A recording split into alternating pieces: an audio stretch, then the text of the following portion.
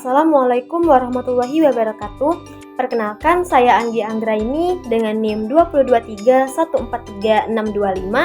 Saya dari Prodi Pendidikan Guru Sekolah Dasar, Fakultas Keguruan dan Ilmu Pendidikan. Sebelumnya yang saya hormati Bapak Dr. Haji Hendra Wijaya, Sarjana Agama, Magister Pendidikan Islam. Baiklah, di sini saya akan membahas materi mengenai bagaimana agama menjamin kebahagiaan. Di sini kita akan membahas dulu apa itu bahagia. Jadi, bahagia adalah suatu keadaan atau pikiran yang ditandai dengan rasa kepuasan hingga kesenangan, cinta, kenikmatan maupun kegembiraan yang intens. Sedangkan bahagia menurut Islam itu diartikan sebagai perasaan tenang yang ada dalam setiap diri pemeluk agama Islam karena memiliki Allah Subhanahu wa taala sebagai tujuan hidupnya. Di sini saya akan menjelaskan makna bahagia menurut beberapa ahli. Ada menurut Ibnul Qayyim al-Jauziyah, beliau berpendapat bahwa kebahagiaan itu adalah perasaan senang dan juga tentram karena hati yang sehat dan berfungsi dengan baik. Yang kedua ada menurut Al-Alusi, beliau berpendapat bahagia itu adalah perasaan senang dan gembira karena bisa mencapai keinginan ataupun cita-cita yang ditujunya. Sedangkan menurut Al-Ghazali, bahagia itu ada bahagia hakiki dan juga ada bahagia majusi. Nah, bahagia hakiki itu adalah kebahagiaan ukhrawi yang dapat diperoleh dengan modal iman, ilmu, dan amal. Sedangkan bahagia majusi itu adalah kebahagiaan duniawi yang dapat diperoleh baik itu orang yang beriman maupun yang tidak beriman.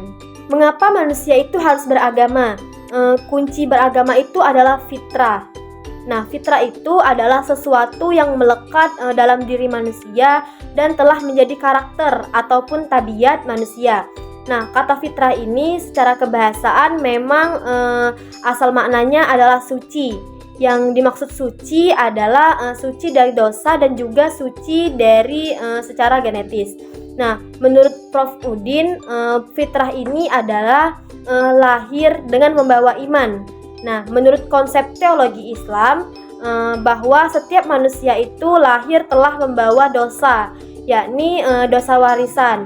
Menurut teologi ini, manusia itu dibebani tugas, yaitu harus membebaskan dirinya dari dosa itu.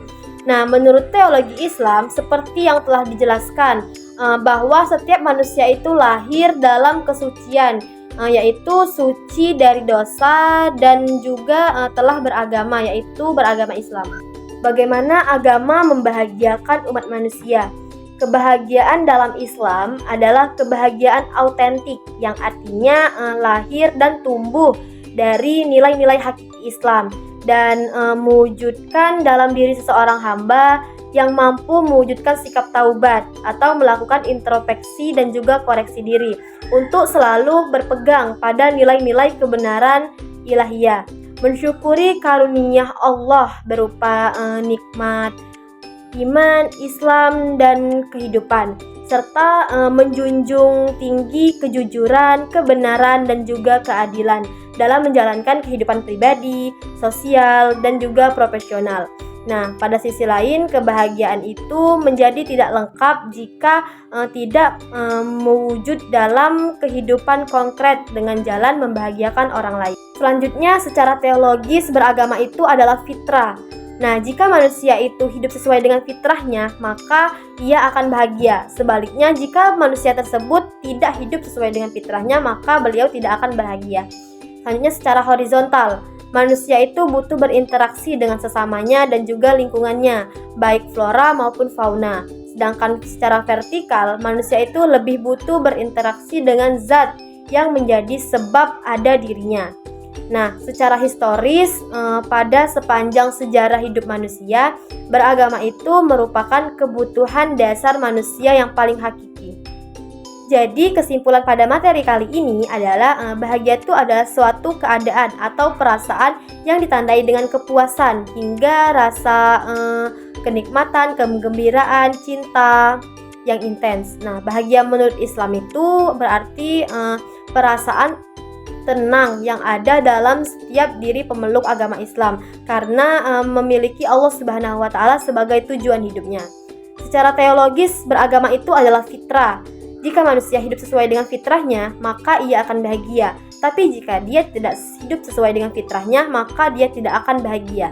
Baiklah, mungkin itu saja materi yang dapat saya sampaikan. Lebih dari kurang saya mohon maaf. Pada Allah saya mohon ampun. Saya akhiri. Wassalamualaikum warahmatullahi wabarakatuh.